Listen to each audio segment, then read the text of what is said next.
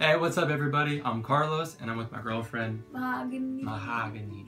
And we're gonna do a video about relationship advice. So we're gonna give you our opinions and then you can do with it what you want. So first thing, for being in a relationship, in order to make one work or to even get started, you gotta be yourself. Because if you're not being yourself, then how do you know the person that you like is going to like you for who you really are? That is the foundation of a healthy relationship. Communication. Yes. Yes. Super important, because if you're not talking about anything, then both people are confused about what's going on. For example, are you mad? No. You sure? You seem kind of mad. I'm not mad. Okay, cool. Now she's pissed.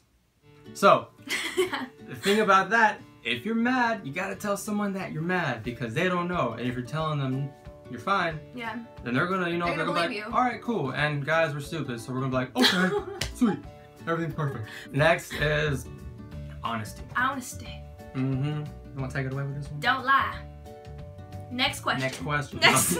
Once you lie once, it's a snowball effect. It's a snowball effect, and it's not necessary. If you're with somebody that you love, you should be able to tell them. Yeah, you should. Everything. Yeah, you should feel able to tell them the truth. Okay, so next, after you got those basic things done, you're gonna want to meet the parents, and that's a big one because parents are the ones who raised you, so they care about you the most.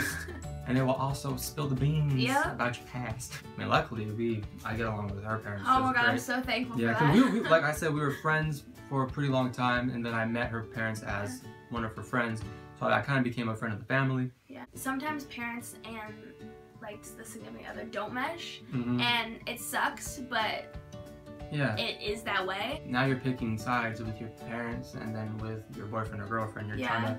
You start like maybe making up excuses for each party, you're kind of like, oh, like you don't know him, you don't know her, or you just gotta get to know my parents, like, and it can lead to like a bad road. So the next part is love, the big L word.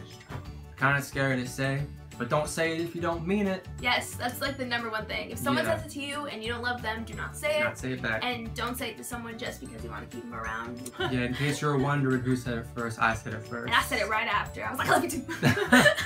It was a nice little moment. It was nice. Alright, so with the good also comes the bad. So the arguments in a relationship, how do you handle that? That comes back to how you discuss what's going on. You don't want to raise your voice. No. You raise your point, alright? You don't. No, seriously. Did you practice that? No, I just have heard that saying my entire life. It's an old saying. It goes back biblical times. I don't think it does.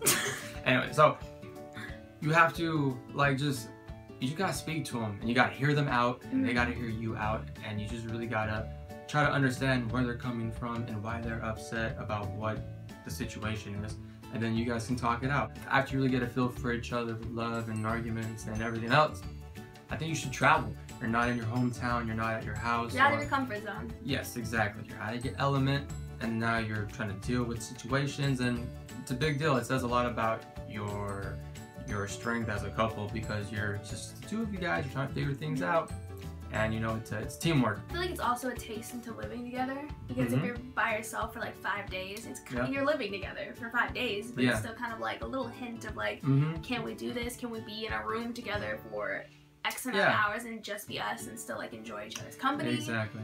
The next big step, if you're gonna get to this, I mean, it's a pretty serious step, it's moving in together. Yeah. That's like the next big step in a relationship, because if you can find out, you're going to find out if you can live with each other or not, because dating each other and living in separate homes is a totally different game. Yeah. But it's the next step. I feel like if you want your relationship to go further, you have to take that chance and see what happens.